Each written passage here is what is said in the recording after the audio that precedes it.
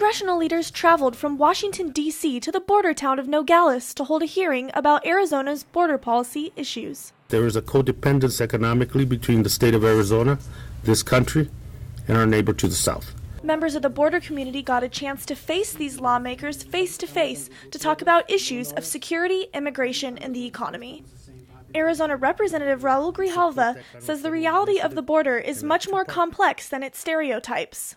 There's a real America on the border, and sometimes in our rush to generalize, to stereotype what the border is, we don't deal with the reality. A reality that the congressional delegation hoped to get an inside look at on their tour of the border, as well as a private briefing by Border Patrol and local law enforcement agencies. But for the people of Nogales, it's important for their issues about the border to be heard here at the border. Nogales Sheriff Tony Estrada was born in Nogales, Sonora in Mexico, and he says it's especially important for our country's leaders to see what's going on at our border firsthand. I think it's got to be very difficult for people up in Washington to understand what's going on.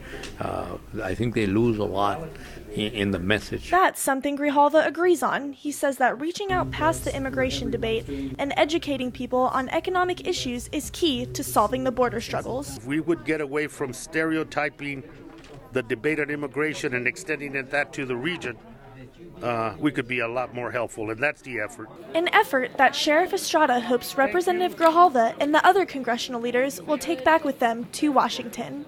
In Nogales, Janna Rowell, Cronkite News.